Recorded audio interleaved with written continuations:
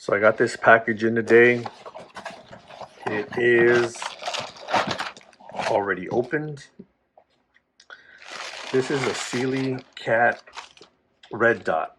The reason I picked this up is because my current one, which is on my P322, is automatic. It's non-adjustable, and when I'm inside at the range, there are plenty of times that I've needed to adjust the brightness on it. Sometimes it'll be too bright because it is an indoor range, and when I really can't adjust the brightness, so my target it's hard to see, and sometimes it's bright to the point that it's got like the starburst effect, and I don't know what really to do to kind of make that dim down. It's got a little, I'm assuming that's a little sensor, that little round deal inside right there. But yeah, most times it's okay. Outdoors, it's usually okay, but again, I wanted something adjustable. This one was somewhere about 120, I think, when I first got it. And the other thing is, I got this one because it's got those little notches. They're supposed to act like rear sights, that little groove. It really doesn't co-witness because when you try, you really can't see the actual dot, because once you get lower here, the dot kind of disappears behind the backing here. So and plus again, this isn't very high, so it's hard to see. This one also had this little bump. You really can't shave that off because you're exposing the electronics at that point, because underneath, it's got all the little sensors and stuff, so you'd be exposing that, which isn't ideal. So I had to make this little plate for it to bring it up to the level of the slide, so it could just sit on there, perfectly flat. So it's a lot to have to kind of mess with, but again, it's cheap, so you got to give a little bit. That's where this one was going to come into play. It had little rear green sights, which already matched the green front sight that my P322 has. But what good is it if you can't get it to work? So I already put this back. I'm going to be returning it. I did pick this up on Amazon. Unfortunately, no place near me is currently open until Monday, so I have to wait till Monday to return it.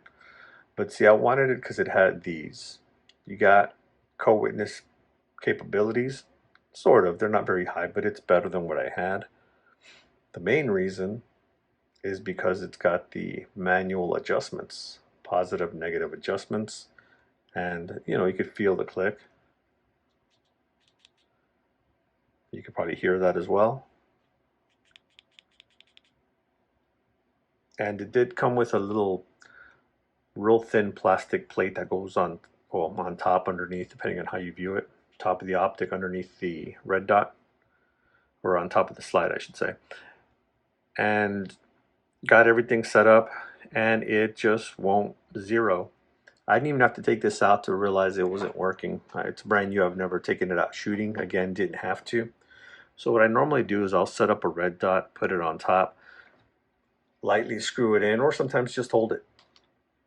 You don't have to always screw it all the way in. And then I'll line up the rear sights with the front, kind of centered. And then I'll put the dot square with the iron sights. And that gets me pretty close. When I go to the range, I might have to adjust it very little bit, but it gets me almost all the times pretty close, pretty spot on.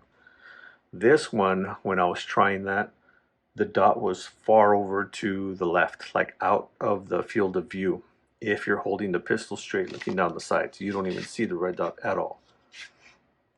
So what I figured I would do is, try to adjust it. As you turn the screw, it has the little optic in the middle, and it has a little piece of metal on the one side with the spring, and on the other side it's got another little piece of metal. So as you're screwing it in, it's pressing this metal piece to one side. The optic, of course, is in the middle, so it's moving, and the other piece of metal on the other side is being compressed into the little spring, and you can only adjust so much before it stops. And same the other way. Now when you loosen it up, you're backing out the screw where the spring is pushing it the opposite direction. That's the way it's supposed to go. Mine, the spring was stuck all the way, like it had been pressed to the right and got jammed there.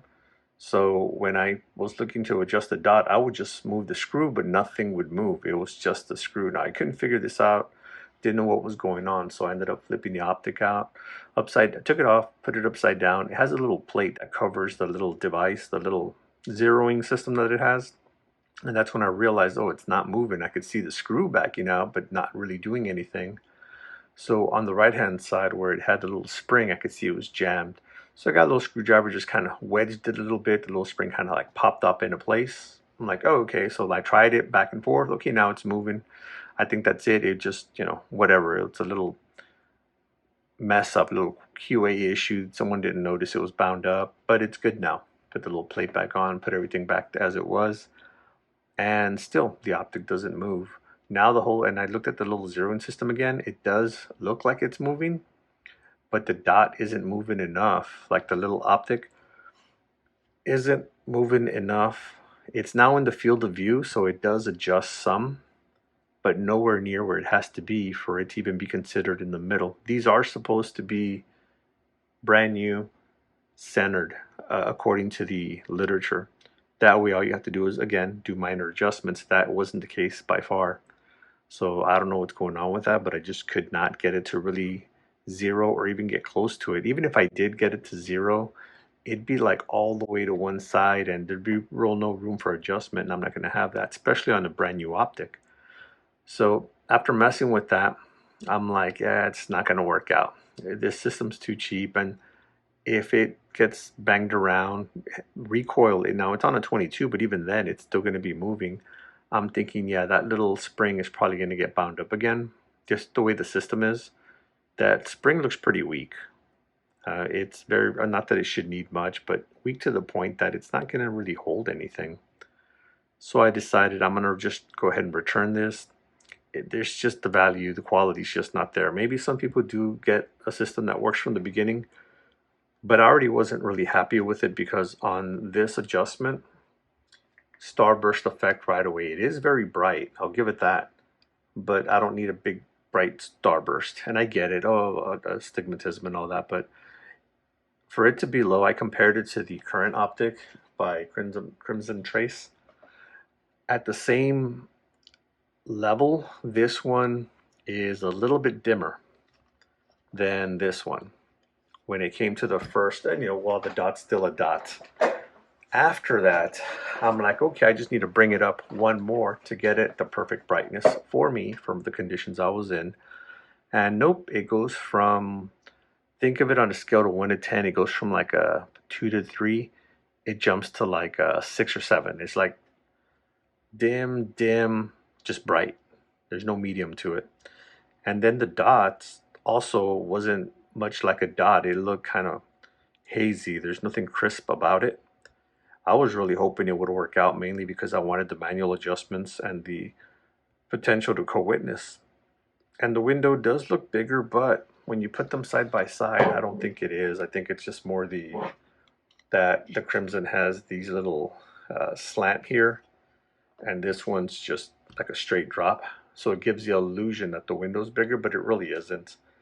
I put them side by side when I was checking them out, and they're pretty much the same. As you can see, obviously one might just look a little clearer than the other, but essentially the same size, style of optic, minus this one's got that little ledge, and this one's just flat. But yeah, it's not going to work out in either case. Looks aside, it doesn't work. And I did see a bunch of reviews of people talking about that these just weren't working, but there were also other reviews saying, hey, it's a great optic. I gave it a shot. It's just, again, I need something to function. This could have been $50. I wouldn't care. I'd still be returning it because I need it to work. That's really just all it comes down to. I was even willing to try to work with it. Like I said, I took off the plate, looked at it, saw the little spring, try to adjust here and there, got it to move, still won't zero. So I shouldn't be going to that level of just modification or adjusting or anything like that. It should have just worked straight from the manufacturer. So this will go back into its little package, its little bag, back into the Amazon box. I'll ship it back to them. I did select the option for refunding the original payment method instead of sending another one just like it, mainly because of the reviews. I mean, they do carry some weight when it comes to the reviews. If everyone else is having the same problem, it's, it's going to be something that is likely to happen again, if not now, then later. I'd hate to have this product be using it for a few months, not heavily, just here and there, and then I'm outside of the return policy and I'm stuck with an optic, because if they're going to keep sending me a broken one or one that's just the system's not the best, I'm not going to want it, because at that point you're just kind of sitting on a crappy product. And like I said, some people have had luck with it, and that's great. I did see a few that said out of the box it worked fine, and then suddenly a few months later they just wouldn't turn on. It just stopped, and it wasn't a battery issue. Another one said that the dot stopped looking like a dot. Again, same kind of thing I was describing. It just suddenly became like a little starburst effect.